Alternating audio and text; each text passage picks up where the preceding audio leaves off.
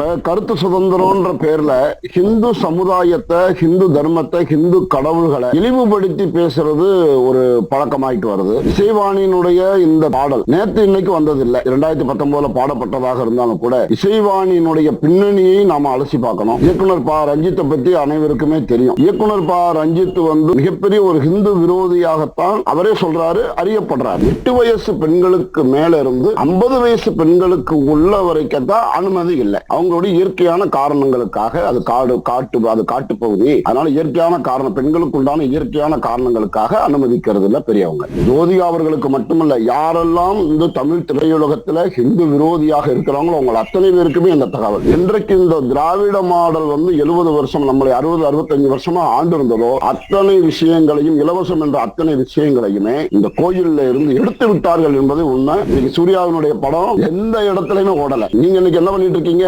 கோயிலா போயிட்டு இருக்கீங்க. பாத்தீங்கன்னா இசைவாணியே நீங்க சிலுவையை போட்டுதான் ஹிந்து தெய்வத்தை அவமரியாதைப்படுத்துறா. நம்ம மாண்புமிகு உள்துறை அமைச்சர் அமித்ஷா அவர்களிடத்துல நம்ம வேண்டுகோள் வைக்கிறோம். ஐபிஏவோ இல்ல என்ஐஏவோ வச்சு இதன் பின்னணியில விசாரிக்கணும்.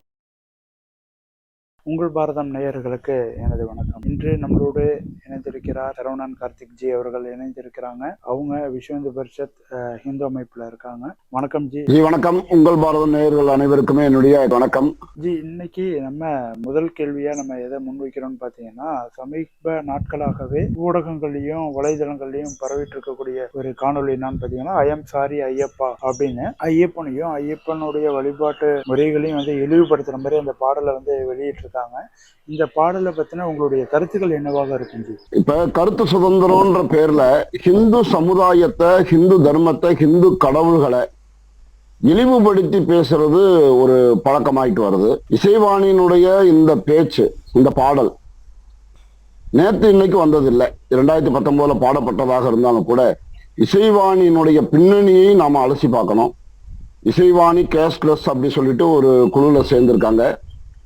இயக்குனர் ப ரஞ்சித் அவர்களுடைய அந்த கேஸ்லெஸ் குழு.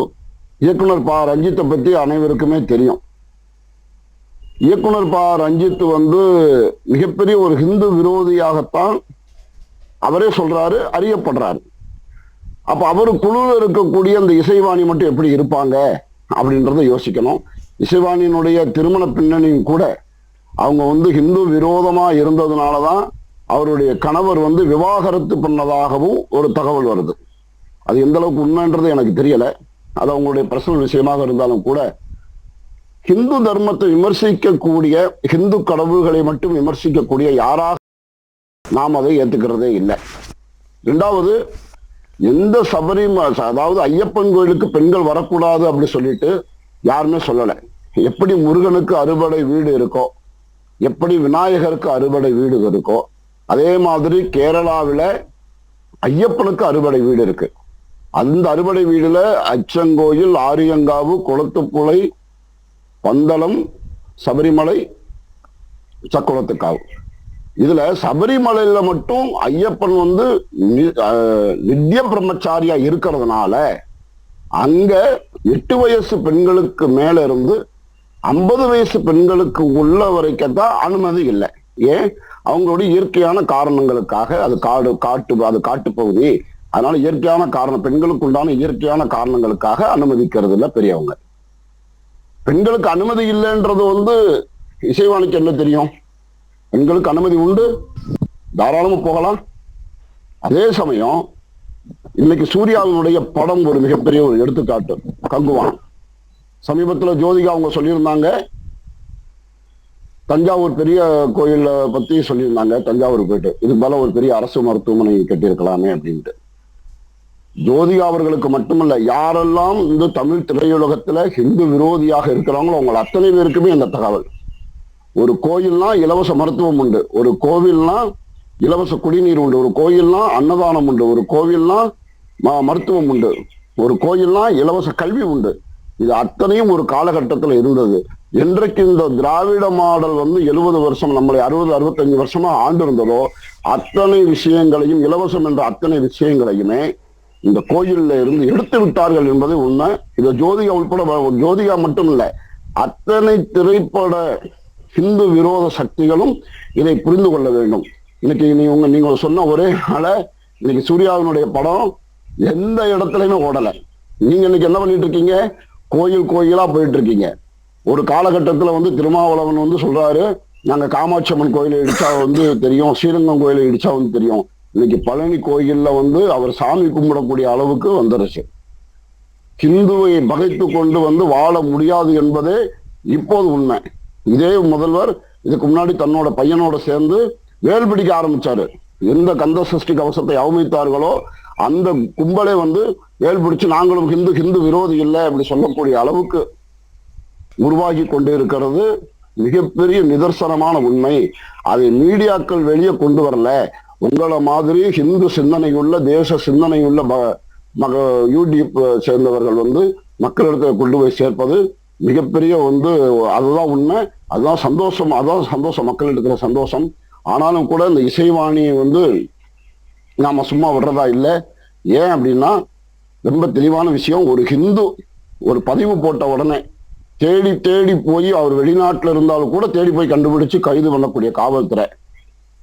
சமீபத்துல கஸ்தூரி வந்து தெலுங்கு மக்களை வந்து அவமரியாதை பண்ணான்னு சொல்லிட்டு ஹைதராபாத்ல பிளைட் ஏறி போய் கைது பண்ண காவல்துறை. இசைவாணியை இன்னும் கைது செய்யாதது மிகப்பெரிய ஒரு அதிர்ச்சியை ஹிந்துக்களிடத்துல ஏற்படுத்தியுள்ளது, ஐயப்ப பக்தர்களிடத்துல ஏற்படுத்தியுள்ளது. நீங்க இன்னும் வந்து நான் இன்னும் விளக்கமா சொல்லணும் அப்படி சொல்லியாச்சுன்னா ஒரே ஒரு நிமிஷத்துல சொல்லி முடிச்சிடறேன். சமீபத்துல கேரளாவில் திருவனந்தபுரத்துல ஒரு கிறிஸ்தவ ஆசிரியர் முகமது நபியை பற்றி ஒரு படம் வரைந்தார் என்பதற்காக இஸ்லாமிய அமைப்பை சேர்ந்த சிலர் வந்து நேரடியாக கல்லூரிக்குள்ளேயே போய் அவர் வகுப்பு நடத்திட்டு இருந்த இடத்துலயே அவர் கையை வெட்டினாங்க. இப்ப அதே தாமு இப்ப வந்து இசைவாணிக்காக தமிழ்நாடு முற்போக்கு எழுத்தாளர் சங்கம் குரல் கொடுக்குது. அன்னைக்கு குரல் கொடுத்துச்சா? இஸ்லாமிய சங்கத்தை வந்து கண்டிச்சு குரல் கொடுத்ததா? இல்லை. அதே போல பல்வேறு சம்பவங்கள் சொல்ல முடியும். இஸ்லாமியர்கள் பேர்ல நடக்கக்கூடிய அநியாயங்களை சொல்ல முடியும்.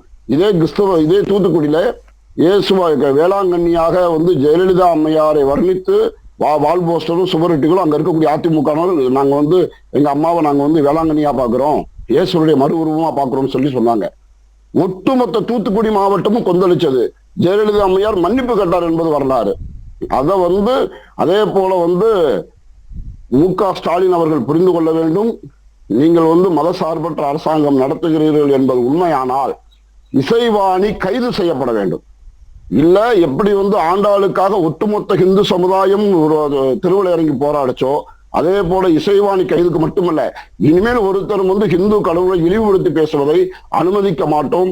சன்னியாசிகள் திருவிழா இறங்கி போராடுவார்கள், அவர்களுடைய சிஷ்யர்கள் திருவிழா இறங்கி போராடுவார்கள்.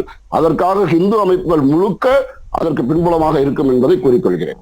அதே போல ஒரே ஒரு கொஸ்டின் என்னன்னு கேட்டீங்கன்னா, இந்த இந்துக்களையும் இந்துக்களுடைய வழிமுறைகளையும் வந்து அதிகமா இழிவுபடுத்துற செயல்கள் எப்பன்னு பாத்தீங்கன்னா இந்த திமுக ஆட்சி வந்ததுக்கு அப்புறம் தான் அதிகமா இருக்கு அப்படிங்கிறத நம்ம சமூக வலைதளங்கள்ல அதிகமான பதிவுகளையும் நம்ம பார்த்துக்கிட்டு வரோம். இதை பத்தின உங்களுடைய கருத்துக்கள் என்னவாக இருக்கும்? எனக்கு என்னை பொறுத்தளவுக்கு திமுக ஆட்சியில மட்டும் இல்ல, இந்த அதிமுகவும் சரி திமுகவும் சரி, இது நாணயத்தோட ரெண்டு பக்கங்கள் தான். இவங்க இந்த மாதிரியான அமைப்புகளை ஊக்குவிப்பது எதுக்காக என்றது எங்களுக்கு வந்து சரியா புரியல. இந்த அமைப்புகள் வந்து இவங்களுடைய நோக்கம் ஹிந்து விரோதம் மட்டும் இல்லை. பாத்தீங்கன்னா இசைவாணியே நீங்க சிலுவையை போட்டுதான் ஹிந்து தெய்வத்தை அவமரியாதைப்படுத்துறா. அந்த அம்மா வந்து சிலுவையை போட்டுட்டு ஹிந்து தெய்வத்தை அவமானப்படுத்துறா. சரி, சேகர் பாபுட்ட கேள்வி கேட்கப்படுது, ஹிந்து சமய அறநிலையத்தில் பாருங்க என்ன அநியாயம், நல்ல கேள்வி கேட்டீங்க. ஒரு ஹிந்து சமய அறநிலையத்துறை அமைச்சர், ஹிந்துக்களுக்காக பேசப்பட வேண்டியவர், ஹிந்துக்களுக்காக பாடுபட வேண்டியவர், அவர் வீட்டிலேயே வந்து வேளாங்கண்ணி செலவு பிரசல் விஷயமா விட்டுருக்கலாம். ஆனா இசைவாணியினுடைய இந்த பேச்சை அவர் கண்டிக்கிறாரா?